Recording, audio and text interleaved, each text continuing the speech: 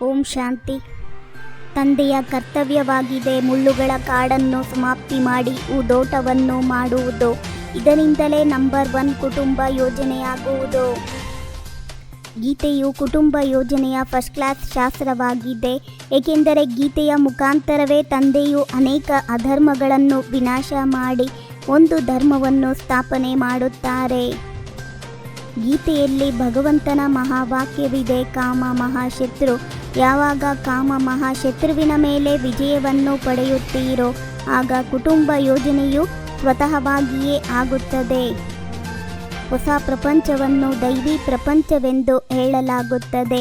ದೈವಿ ಪ್ರಪಂಚದಲ್ಲಿ ಮನುಷ್ಯರು ಬಹಳ ಕಡಿಮೆ ಇರುತ್ತಾರೆ. ಈಗ ಈ ರಹಸ್ಯವನ್ನು ಸಹ ಯಾರಿಗಾದರೂ ತಿಳಿಸಬಹುದು. ಗೀತೆಯಿಂದಲೇ ತಂದೆಯು ಹೊಸ ಪ್ರಪಂಚದ ಸ್ಥಾಪನೆಯನ್ನು ಮಾಡುತ್ತಾರೆ. ಇದಂತೂ ಸ್ವತಃವಾಗಿ ಡ್ರಾಮಾದಲ್ಲಿ ಅವರ ಪಾತ್ರವೂ ಹಾಗೆಯೇ ಇದೆ. ಲಕ್ಷ್ಮೀನಾರಾಯಣರನ್ನು ನೋಡುವುದರಿಂದಲೇ ನಿಮ್ಮ ಮನಸ್ಸಿಗೆ ಖುಷಿಯಾಗುತ್ತದೆ ಎಲ್ಲವೇ. ಅಲ್ಲಂತೂ ಯಥಾ ರಾಜ ರಾಣಿ ತಥಾ ಪ್ರಜಾ ಎಲ್ಲರೂ ಫಸ್ಟ್ ಕ್ಲಾಸ್ ಆಗಿರುತ್ತಾರೆ. ಶಿಕ್ಷಣ ಮಂತ್ರಿಗೂ ಇದನ್ನು ತಿಳಿಸಿ. ಈಗಿನ ಚಾರಿತ್ರ್ಯ ಎಷ್ಟು ಕೊಳಕಾಗಿದೆ, ಆದರೆ ದೇವತೆಗಳ ಚಾರಿತ್ರ್ಯ ಎಷ್ಟು ಚೆನ್ನಾಗಿತ್ತು. ನೀವು ಯಾವುದೇ ಚಿಂತೆ ಇಲ್ಲದೆ ವಾಣಿಯನ್ನು ನುಡಿಸಿ. ಈ ಲಕ್ಷ್ಮೀನಾರಾಯಣ ಚಿತ್ರವು ಸದಾ ಮುಂದೆ ಇಡಿ. ಅದಕ್ಕೆ ಲೈಟ್ಗಳನ್ನು ಚೆನ್ನಾಗಿ ಹಾಕಿ.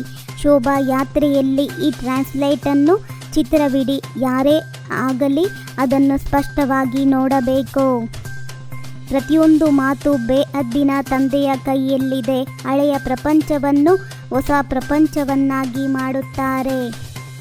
ತಂದೆಯು ಹೂಗಳ ಅತ್ಯುತ್ತಮ ಯೋಜನೆಯನ್ನು ಮಾಡುತ್ತಾರೆ.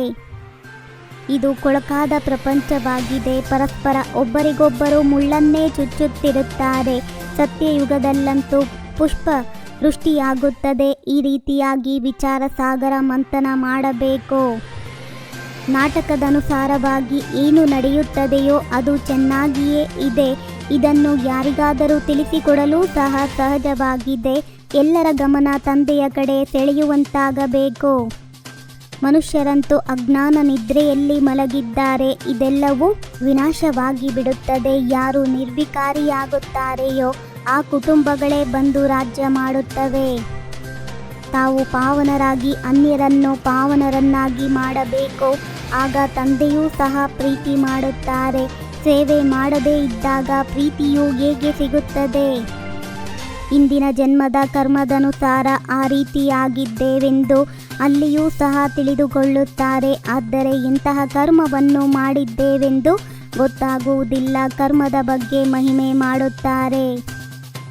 ಅನೇಕ ಮಕ್ಕಳು ಕರ್ಮವನ್ನು ತಿಳಿದುಕೊಂಡಿಲ್ಲ. ಅಂತ್ಯದಲ್ಲಿ ಎಲ್ಲರಿಗೂ ಸಾಕ್ಷಾತ್ಕಾರವಾಗುತ್ತದೆ. ಓದುತ್ತೀರೆಂದರೆ ನವಾಬರಾಗುತ್ತೀರಿ, ಮುನಿಸಿಕೊಳ್ಳುತ್ತೀರಿ, ಕೋಪಿಸಿಕೊಳ್ಳುತ್ತೀರಿ ಎಂದರೆ ಎಲ್ಲವನ್ನು ಕಳೆದುಕೊಳ್ಳುತ್ತೀರಿ.